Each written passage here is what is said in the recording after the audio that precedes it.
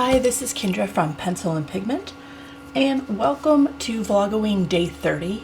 And today I wanted to talk about another way you can enhance your bird illustrations by sort of diving in scientifically and looking at anatomy. So there are quite a few books about bird anatomy, and if you live in a small area and maybe have a small library, chances are pretty good that they don't have a bird anatomy book. But there are ways you can do this on a budget for free if you have the internet. Now, I am in one of my just plain Midori A4 sketchbooks. But what I did for Sketchtember, I believe in September of 21, is I was trying to get better at drawing dragons. And as a result, I drew a lot of bats and I drew a lot of birds, trying to figure out wingspan, wing shape. And in doing so, I built up a collection of pages of sketches that I've done that make a great reference for returning back to for ideas. So here I have just a bunch of small, couple inches, 5 centimeters birds that I've drawn in different flight patterns to try and figure out like arch, legs, body.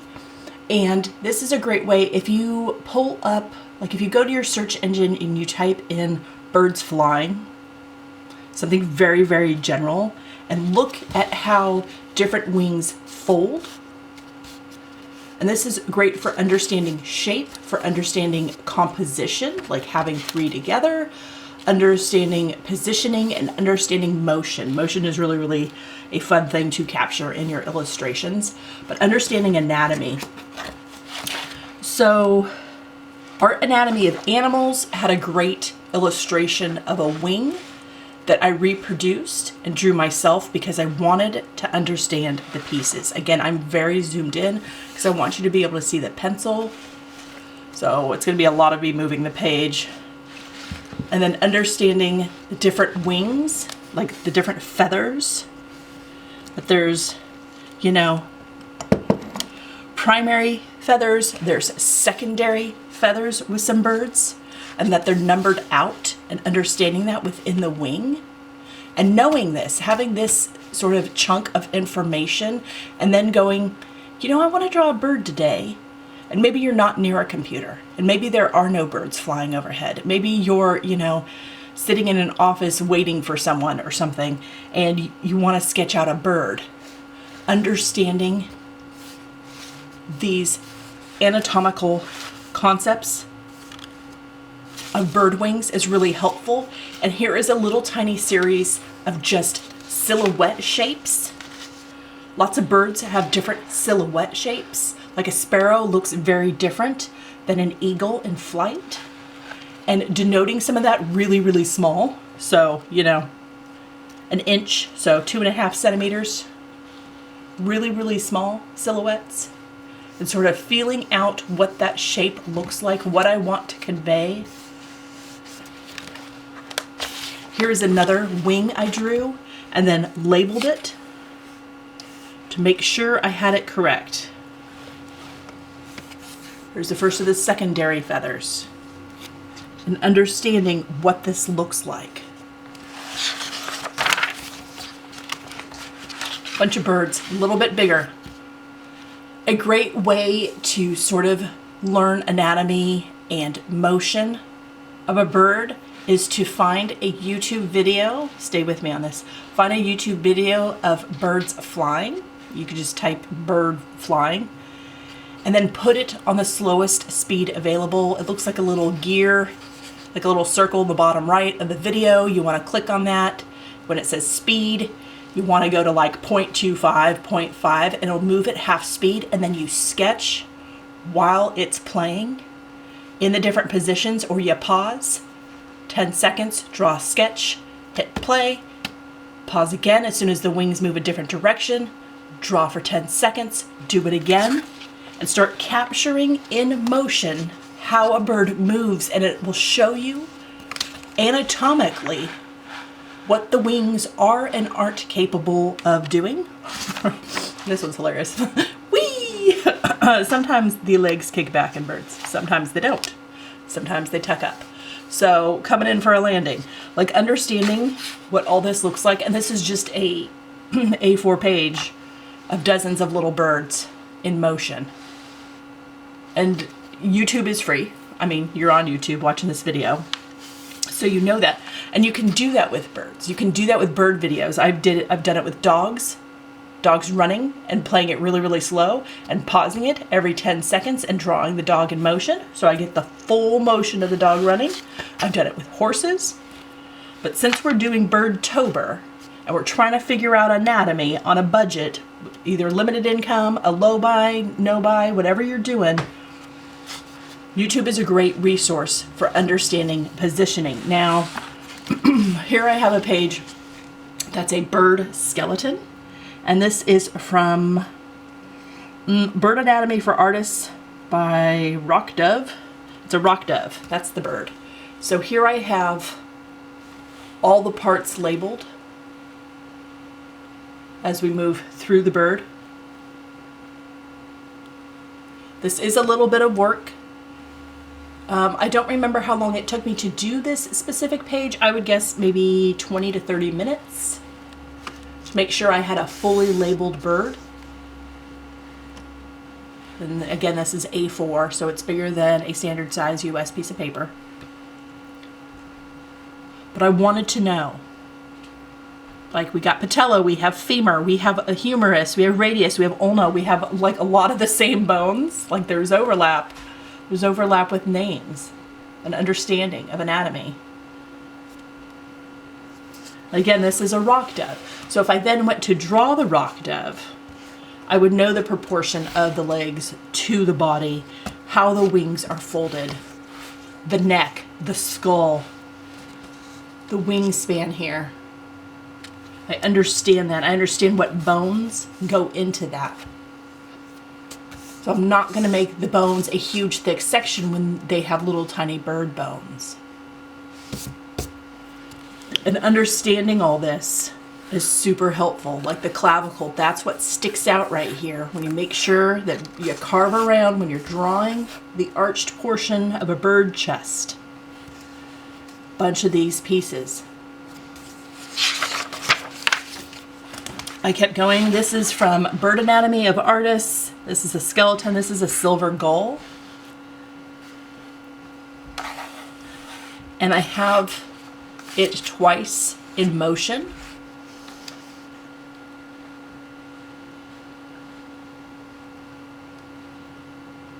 This is the skeleton of the bird.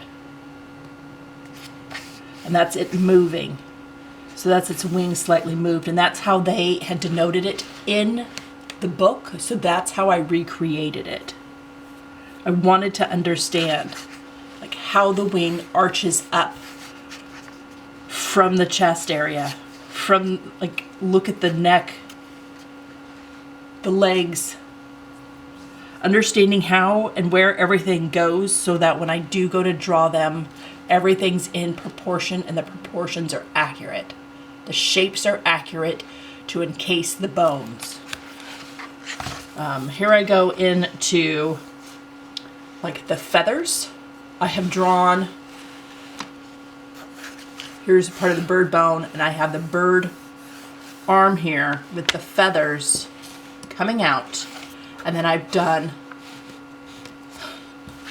sort of a pull out that's expanded and enlarged of the shaft, the barbs, the distal barbs, the barbicels. So I know the pieces and parts of feathers. So I understand this concept and where it comes from on the bird as it's attached. Now you can just type in bird anatomy into your search engine and look at images and recreate things that you find pulled out from specific books.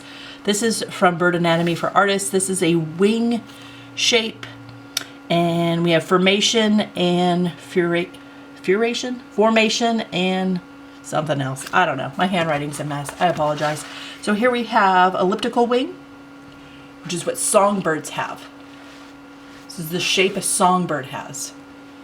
Here we have a long soaring wing. This is from an albatross. Look how long that is. Understanding the difference in the shape of the wings. And this is what you get from anatomy books. They really break down how it's supposed to look. Here's a broad soaring wing, like the type an eagle has. And again, these are rough sketches. These are not meant to be polished illustrations. I'm just trying to learn the shape. And learning the shape will help improve my illustrations so they're more accurate. Here's a high-speed wing, and this is a falcon. So it's a very different shape than the eagle. This one's very arched, and this one's more rectangular. And then we have the songbird, which is almost square. It comes out. And then the albatross has a very long, narrow wing. Understanding the different wing shapes for each bird. Maybe you aren't drawing your birds in flight for Birdtober or for bird illustrations, but when you go to understanding the different shapes and what that looks like for each type of bird, like not only do they have different toes and digits and feet and colored eyes and feathers and all this stuff, but the shapes are different. The size is different and the shapes. So here's more wing motion. These are spread and folded wings. Understanding what that looks like. Here's I'm calling this a crestal pigeon wing. So yeah, that's the shape of what that wing looks like. But understanding folded and unfolded and what that looks like and how that changes your illustration, how much feather you decide to show, how much color is in that feather, the shape of the feather changes the way your illustration looks. And that's something to think about. Maybe you do want to draw birds in flight. Maybe you do want to draw them with wings spread out in motion, or them, flying or getting ready to take off and land. Whatever you choose to, just maybe sitting there isn't grasping sort of the idea you want to show your viewer. And maybe you want to highlight more of the feather, or maybe you want to show less of it. If they're all brown feathers and it's redundant and you don't have time for that, folded wings would be better than a pulled out wing. If you have allocated an extra amount of time for the day and the bird's wings are significant and they change and they're beautiful, maybe having it be spread to denote that bird, which really highlights that bird and lets the viewer know exactly what bird you're drawing, can be really, really helpful in identification. Especially if you want to get into drawing birds that are either endangered or birds that are like newly discovered. The Wakatobi sunbird is kind of newish. The subterratic redato is kind of newish. Like there's some new birds that are being discovered still. And if you want to try and denote what those look like, you're going to need a little bit more feather and a little bit more wing, and understanding the shape of those is super helpful. All right, this is from Bird Anatomy for Artists. So here is like uptake, upstroke, and here's downstroke, and understanding the difference of what that looks like of a bird in flight and the shape of that. So these are a little bit larger. These are, 2 to 3 inches, so 7 to 8 centimeters. These are a little bit bigger. And understanding that and drawing that. They don't have to be highly detailed things when you go to draw a bird. Part of learning to draw birds is discovering all there is to know about them, and there's so much. And the anatomy really helps with shape and form. Here are some like tail feathers. So here's a crow. This is what a crow tail feather looks like. We have a pheasant tail feather here. Here's a swift, real short. We have a hummingbird. Here we have a tern. Here's a thrush. Here's an osprey. Understanding all the views of all the angles of all the birds. And maybe some of this really shows you what birds you prefer to draw and what birds you prefer not to draw. Maybe you really get into tail feathers and flight feathers, and you realize that you like them when they have a tail. Like you love the resplendent quetzal and its really long tail, or some of the birds that really just kind of fly short distances because their tail feather has grown too long, because that's what's chosen for mating. Birds with the longest tail feathers. And understanding the shape and how that differs and where that folds in. Okay, here's another one where I'm looking at a wing. I've denoted the elbow, the wrist, and the leading edges here. And here's the wrist and the elbow of this wing, and what that looks like built into the bird with its feathers. Like realistically, what does that look like? This is a silver gull. I have them right here. But breaking down those portions, you could break it down by bone, you could break it down by bone skeleton-wise, without the skeleton. If the skeletons aren't your thing, having the feathers and the tissue and everything still over it and labeling it accordingly still works. You still get an understanding of where these bones and parts are, thus how it folds. And if you understand how it folds, you understand how it unfolds, and you know how it is in flight. And that makes for really great, accurate illustrations. So leading edge, we have the wrist, the tailing edge. Here is a side view. I wanted to capture what it looked like from the side. Not super glamorous. If it wasn't labeled, you wouldn't, I wouldn't remember what it was. But understanding the side view as well. Getting multiple views helps. And here we go into, here's an example of what I did with the dogs. I found a video of a dog running, and I kept pausing it and drawing what the legs were doing when I paused it. Okay, that was a greyhound. I just wanted to show you what you can glean and what you can learn and keep and add to your tool belt of internal knowledge when it comes to drawing animals and birds specifically.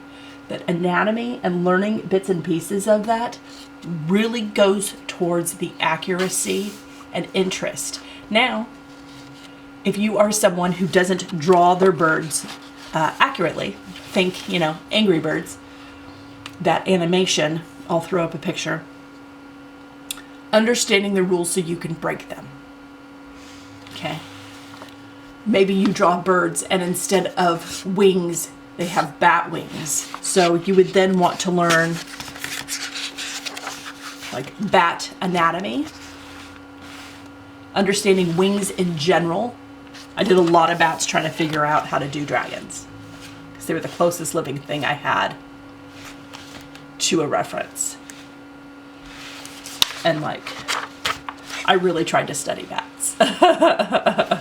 You can do this with any subject matter, okay? Me trying to understand all the parts of a bat. And wings in general. Wings are absolutely fascinating. But when it comes to birds, pausing and doing really quick sketches is a great way to learn about how accurately they move. And having sort of a reference book you can refer back to can help, especially if you're in the field or you're away from a place you can get references. If you're remote and your Wi-Fi isn't working, having books and things you can turn back to help you pull out all the knowledge that you have acquired for accuracy is really, really beneficial. Maybe you're really not interested in drawing the whole bird. Maybe it's just feathers for you and putting feathers into context, like having wings. The more closely you hone in on something specific, the more accurate and the more important it sort of becomes. So if you're drawing a bird in a field surrounded by deer, the whole thing is important. But if you're drawing the bird, people are looking at the bird. If you're drawing the wing's gonna have to be more accurate. It just is. Same if you just draw a single feather on your page. That's it. You're gonna have to be pretty accurate, and it's gonna have to be every pen stroke, pencil stroke, brush stroke matters, because that is the only thing. Like, all the eyes are going to that, if that makes sense. Understanding the parts and the pieces can be a great thing to add to your tool belt. Now, I will look on YouTube and look for some bird anatomy breakdown videos and link those in the description box. I will search the internet for some interesting things and find some good reference photos if you want to delve into bird anatomy a little bit.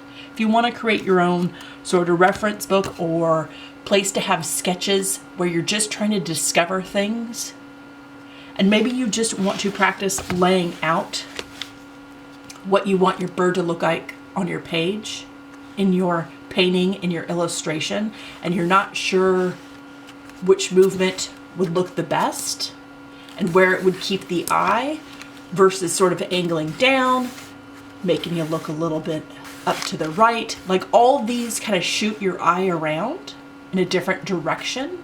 And maybe you want to learn how to control direction of the viewer's eye, and you're practicing that. But understanding, like, accurately birds in flight, birds in motion is really, really helpful. It's very, very helpful. And not all birds look the same, and not all birds tell the same story. So when you're doing little tiny birds, you really don't want to do a seagull unless, you know, it's the illustration is to, like, in a beach area or a city near a beach, something like that. You know what I'm saying? Like, certain birds aren't in certain areas.